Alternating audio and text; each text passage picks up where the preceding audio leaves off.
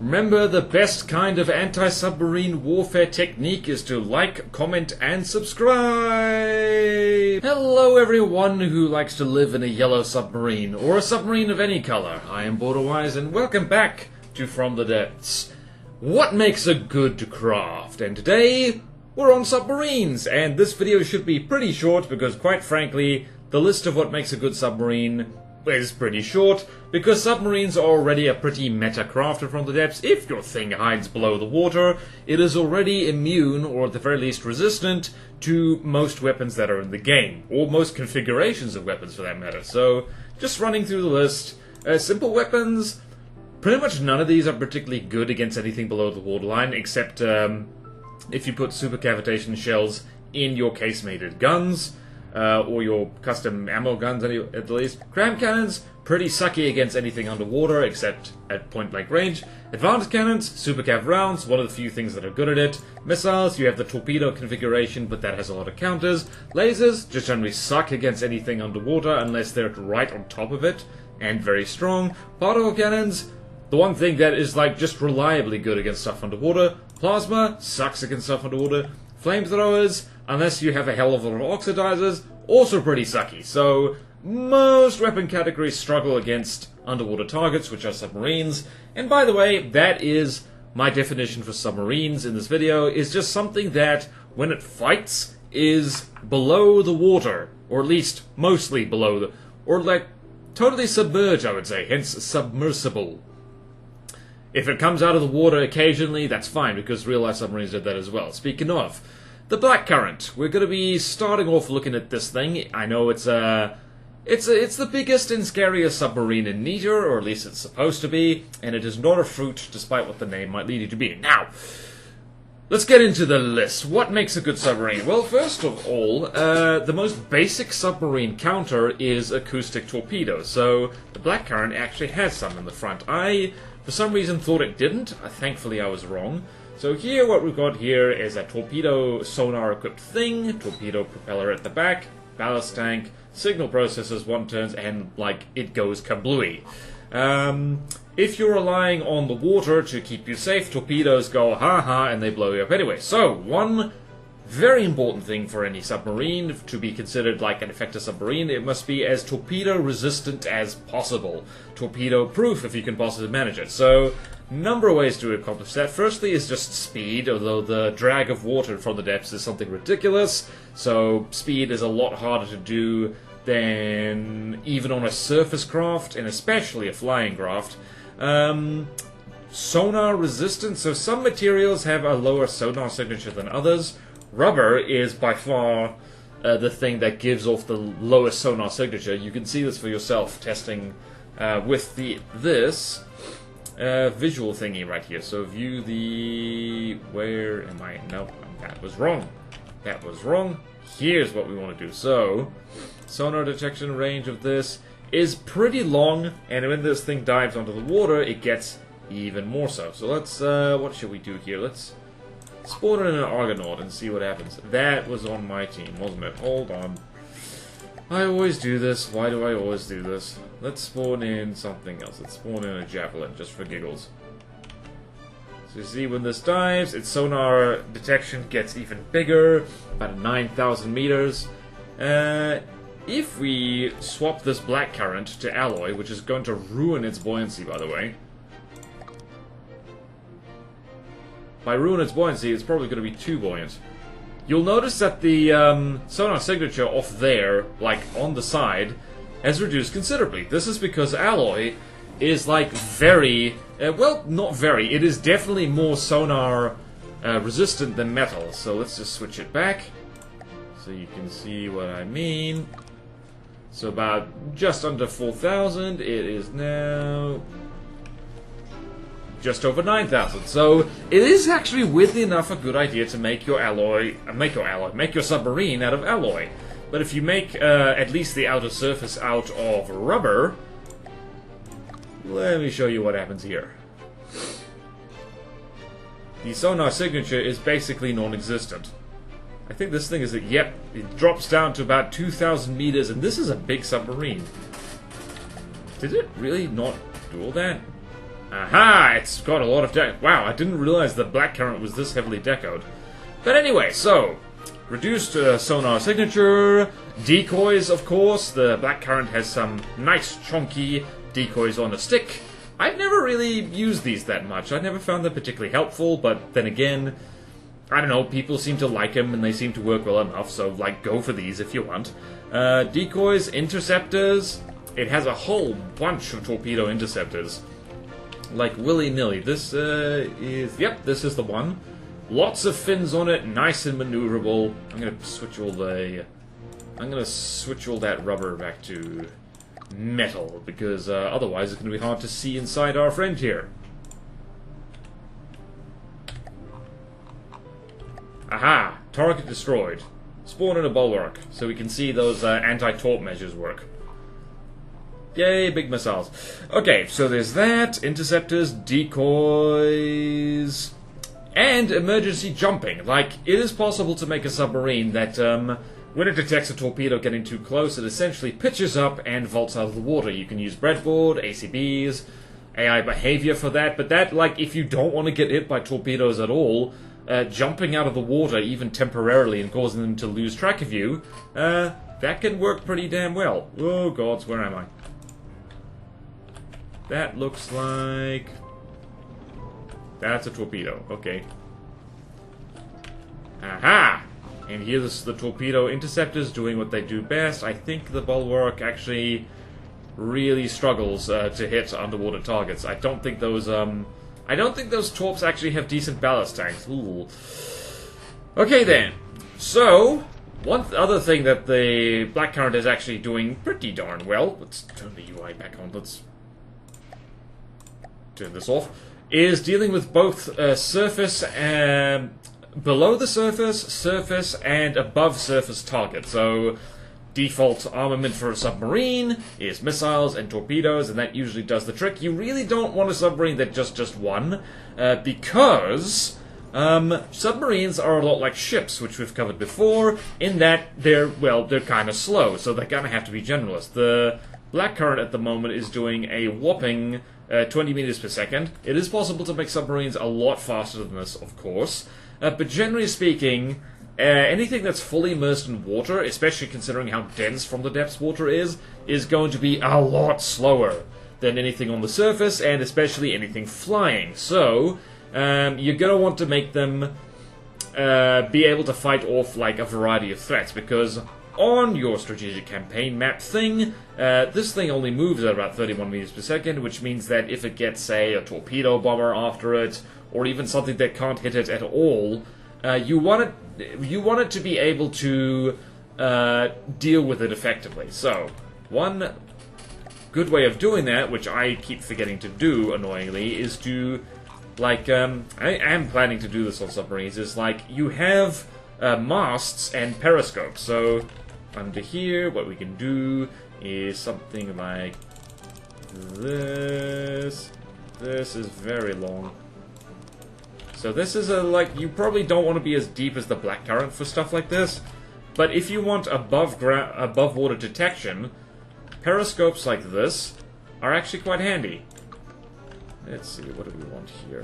We want something like this, and like, actually you'd want it on a turret or something like that.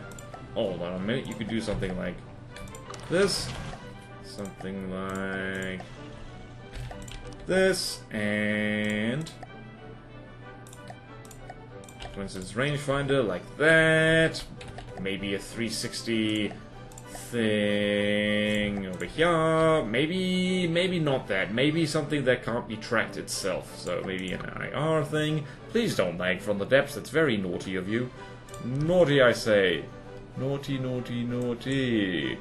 So yeah, this is just to get detection above the surface, even if your submarine is like quite deep down below, which means you can use more versatile stuff than just missiles and torpedoes. You can get better accuracy for your APS, and you can even stick a laser turret just up here on the periscope to act as a fly swatter. So that could be a good idea for submarines, I think. So let's just remove this hideous periscope, sorry. And yeah.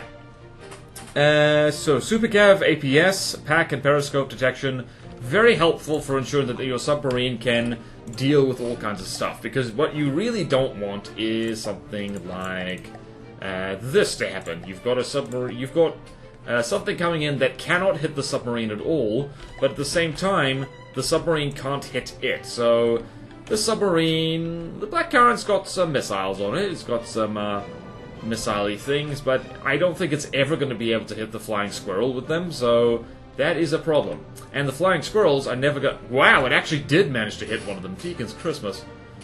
Well, there's more missile-proof things than the Flying Squirrels, that's for sure. So it's also... Oh, dear. Oh, wait, no, I think one of them fell into the water, so that's probably why that happened. Yeah, so let's actually not lock onto the Flying Squirrels, we'll be drunk. So at this point, a laser mounted on a periscope, or a supercavitation APS, especially a high-velocity railgun, would be very, very helpful for dealing with annoying little things like this. I have, more than once in playing campaigns, both meter and custom campaigns, had a submarine caught out by a little flying thing that's just a little bit too wiggly to hit with missiles, and then I was like, oh, darn it, I really wish I'd remembered to put something on my submarine. So don't let that be you.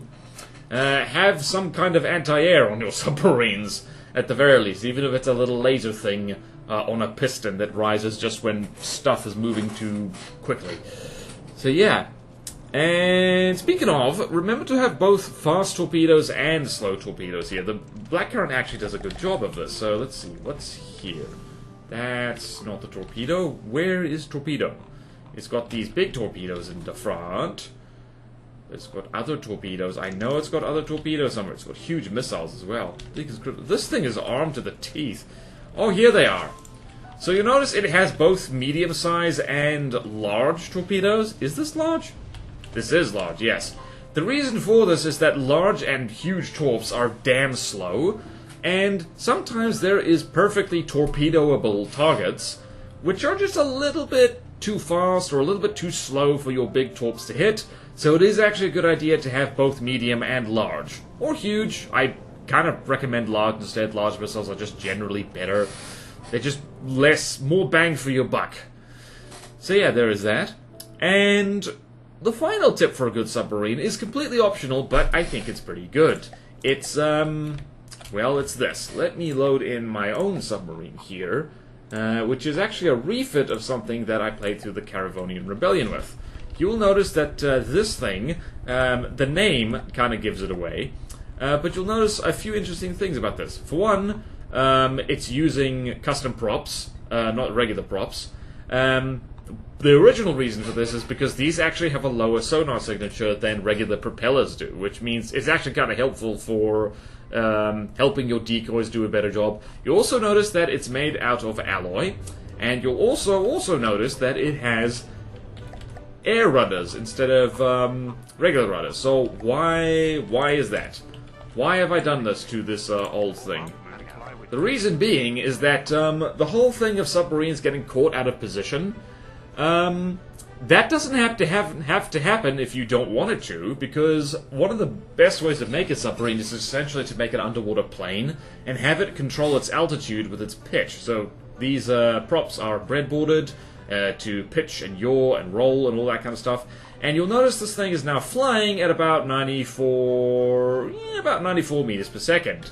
Bearing in mind that on the campaign map, this is faster than most stuff, so having a fast thing in general is a good idea because it means that it can pick and choose what it fights, and if it doesn't want to fight something, it can just run away, and you can move something else there to do the job better. So that is a very handy thing to do. And the great thing about this is, I'll show you how this is done. So it's got a circle at a distance AI. The combat altitude is negative 70 meters below the waterline. The adjustments are over here. It's allowed to fly just under 100 meters per second, so it can get in the air and move quickly. The maneuver is airplane 2.0. It pitches up and down to reach its target height. It's made out of alloy, so that it can fly. It's light enough to do that. And when it... let's see here. What can we do here? Let's... I wonder if a sailfish will be able to touch us. That'll be fun to see. And when there's combat, The thing pitches down. Whoop! The thing pitches down. Uh-oh. I might have sabotaged myself. Oh, gods! I wonder how much oxidizer was on there. Cool! So now the thing is nicely safe below the waterline, and it's not that safe, actually. Oh, gods. Actually, that's flak, so... Oh, hello. Are we actually doing anything? We are! The sailfish is terrifying, by the way. I'm not sure what I was doing. Oh, hello. Are you gonna flop into the water? Sucks to be you. Oh, no, it did. It flopped into the water and flopped out. Ah! Bad choice. Pretend that didn't happen. Interesting. The sailfish burns things underwater. Jeez, the sailfish. That's a thing that deserves the most wanted. But yeah. Now that we know that the sailfish is too scary for the submarine to deal with, if we see the sailfish coming on the campaign map, we can say, alright, flying orca, get the hell out of here. Fly away, literally. But if something like, oh, I don't know, a ransack pops up, we can send our submarine. It will dive into the water. The fact that it's, like, starts up in the air like this also means that, like, torpedoes don't get fired immediately. Downside of alloy is that it does take a while for it to get to its proper depth because it's so floaty. Now safe below the water, deploying gigantic as torpedoes, which I think are getting shot at by flak, which is annoying.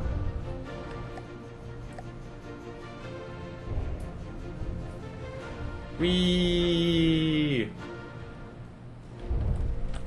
I think the ransack also might be too much for our friend here. It appears to be rather missile and torpedo proof. But no worries, we are somewhat ransack proof, so that's nice. Yay! So that's basically it for submarines. To recap, make him as torpedo-proof as possible. That's their most common threat. And however you can, be it speed, sonar resistance, decoys, interceptors... Wow, I put decoys twice here in my notes. Like jumping out of the water.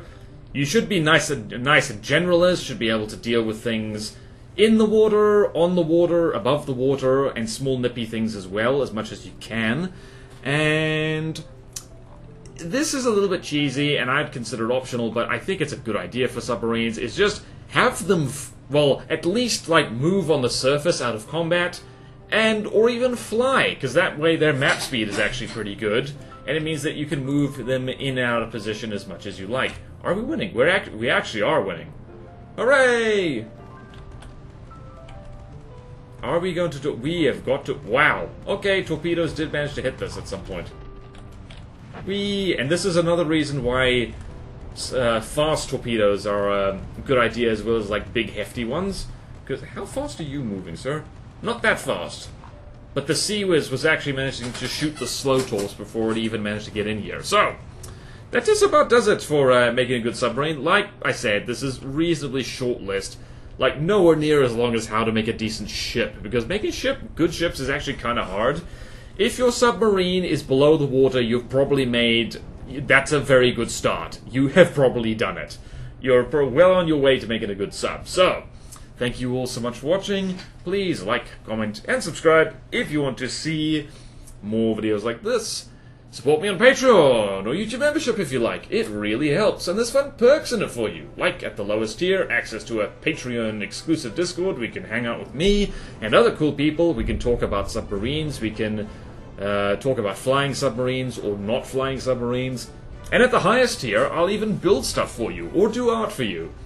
Speaking of art, I do video game and art stuff on Twitch. You should go check that out. And I have other channels which you should check out as well, because it's quite fun and very nice, if I do say so myself. So, thank you so much, have a good one, and I will see you next time in From the Depths. Farewell.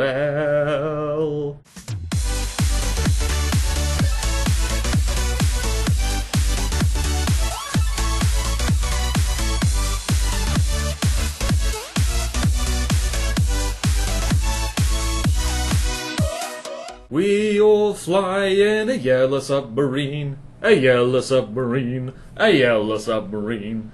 We all fly in a yellow submarine, 'cause airfares are way too high.